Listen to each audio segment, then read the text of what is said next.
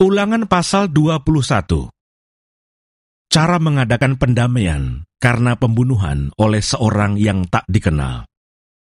Apabila di tanah yang diberikan Tuhan Allahmu kepadamu untuk menjadi milikmu, terdapat seorang yang mati terbunuh di padang, dengan tidak diketahui siapa yang membunuhnya, maka haruslah para tua-tuamu dan para hakimmu keluar mengukur jarak ke kota-kota yang di sekeliling orang yang terbunuh itu.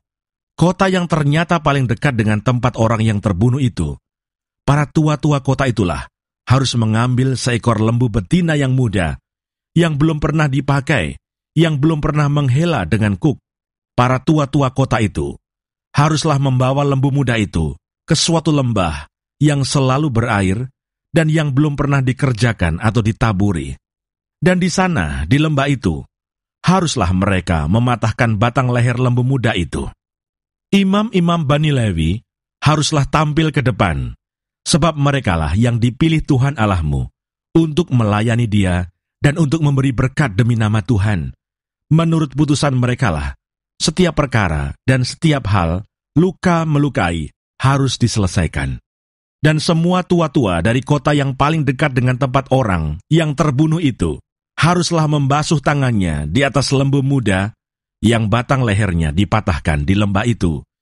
Dan mereka harus memberi pernyataan dengan mengatakan, tangan kami tidak mencurahkan darah ini, dan mata kami tidak melihatnya.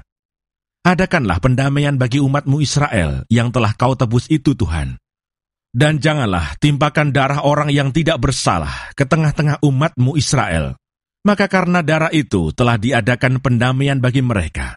Demikianlah, engkau harus menghapus darah orang yang tidak bersalah itu dari tengah-tengahmu. Sebab dengan demikian, engkau melakukan apa yang benar di mata Tuhan. Tawanan perempuan yang diambil menjadi istri.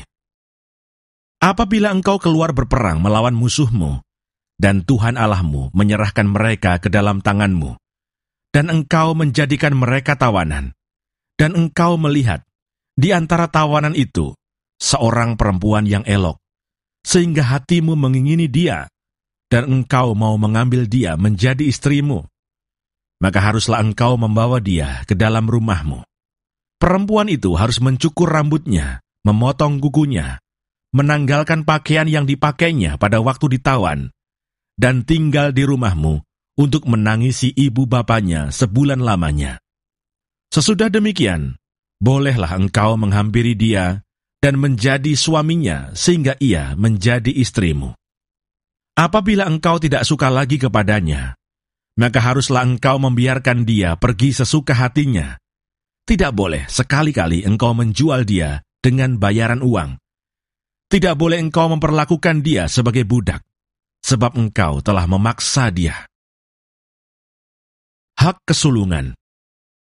Apabila seorang mempunyai dua orang istri, yang seorang dicintai dan yang lain tidak dicintainya, dan mereka melahirkan anak-anak lelaki baginya, baik istri yang dicintai maupun istri yang tidak dicintai, dan anak sulung adalah dari istri yang tidak dicintai, maka pada waktu ia membagi warisan harta kepunyaannya kepada anak-anaknya itu, tidaklah boleh ia memberikan bagian anak sulung kepada anak dari istri yang dicintai, merugikan anak dari istri yang tidak dicintai, yang adalah anak sulung.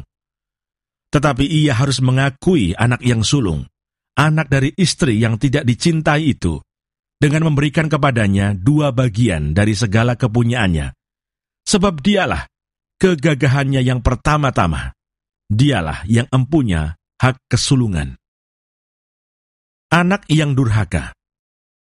Apabila seseorang mempunyai anak laki-laki yang degil dan membangkang, yang tidak mau mendengarkan perkataan ayahnya dan ibunya, dan walaupun mereka menghajar dia, tidak juga ia mendengarkan mereka, maka haruslah ayahnya dan ibunya memegang dia dan membawa dia keluar kepada para tua-tua kotanya di pintu gerbang tempat kediamannya, dan harus berkata kepada para tua-tua kotanya, anak kami ini degil dan membangkang. Ia tidak mau mendengarkan perkataan kami. Ia seorang pelahap dan peminum. Maka haruslah semua orang sekotanya melempari anak itu dengan batu sehingga ia mati, demikianlah harus kau hapuskan yang jahat itu dari tengah-tengahmu, dan seluruh orang Israel akan mendengar dan menjadi takut. Penguburan orang yang dihukum mati. Apabila seseorang berbuat dosa yang sepadan dengan hukuman mati, lalu ia dihukum mati, kemudian kau gantung dia pada sebuah tiang, maka janganlah mayatnya dibiarkan semalam-malaman pada tiang itu, tetapi haruslah engkau menguburkan dia pada hari itu juga, sebab seorang yang digantung terkutuk oleh Allah. Janganlah engkau menajiskan tanah yang diberikan Tuhan Allahmu kepadamu menjadi milik pusakamu.